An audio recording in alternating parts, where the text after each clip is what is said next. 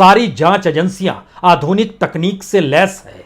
शेयरों के उधर उधर करने और शेयरों के जरिए पैसा बनाने की कोई भी जानकारी इस दौर में सरकार के पास जब तुरंत पहुंच जाती है तो फिर कोई चोरी कैसे कर सकता है? और अगर चोरी कर रहा है तो सारी जानकारी तो सरकार के पास ही है।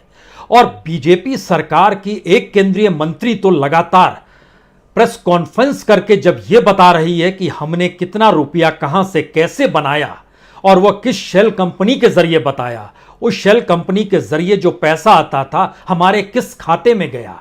और इस देश में बैंकों में अगर खाते किसी के भी होते हैं तो वो जानकारी बैंकों को होती है, सेबी को भी होती है अगर वो शेयर मार्केट से जुड़ा है, और इस देश की जांच एजेंसियों को भी होती है। फिर छुपना क्या और छुपाना क्या? दरअसल ये उस सवाल जवाब का मजमून है जिसमें पहली बार ईडी उलझ कर रह गई। क्या वाकई ईडी जिन 50 से ज्यादा सवालों को लेकर आज राहुल गांधी को सामने बैठा चुकी थी, उसमें उसे हर सवाल को कई तरीके से कहने की जरूरत पड़ी? और 9 घंटे जब बीत गए तो उसके बाद जब राहुल गांधी ने यही कहा कि इतनी रात हो गई, क्या रात भर पूछताछ चलेगी, तब कहा गया जी नहीं, आप कल आइएगा। जी नहीं, सब कुछ इतना आसान नहीं है। जरा इस सिलसिले को समझिए, क्योंकि सुबह से आपने कांग्रेस का सत्याग्रह देखा।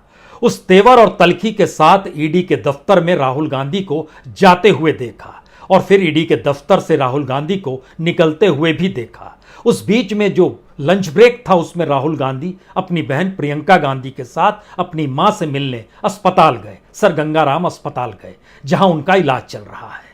लेकिन पूछताछ के सिलसिले में पहली बार राहुल गांधी ने अपने तौर पर कुछ सवालों को उठाया।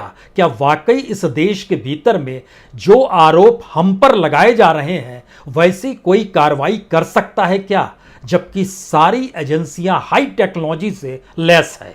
और उस पर सरकार की जानकारी का ना होना और सरकार के एक मंत्री का प्रेस कॉन्फ्रेंस करके हमारे पूरे कच्चे चिट्ठे को जब बता देना, तो ईडी को तो उन्हीं से सारी जानकारी ले लेनी चाहिए। ये कमाल की चीज है ना। 2015 के बाद से तो लगातार हमसे पूछताछ ही हो रही है, जिस बात का जिक्र राहुल गांधी ने कहा। और कौन सी जानकारी आपको नहीं दी गई है? और जब से फाइल आप लोगों ने बनाई है, फाइल आपने खोली है, उसके बाद क्या वाकई कोई ट्रांजैक्शन हुआ है? और अगर ट्रांजैक्शन हुआ है और आपको जानकारी नहीं है तो फिर किस बात की जांच एजेंसी हैं आप?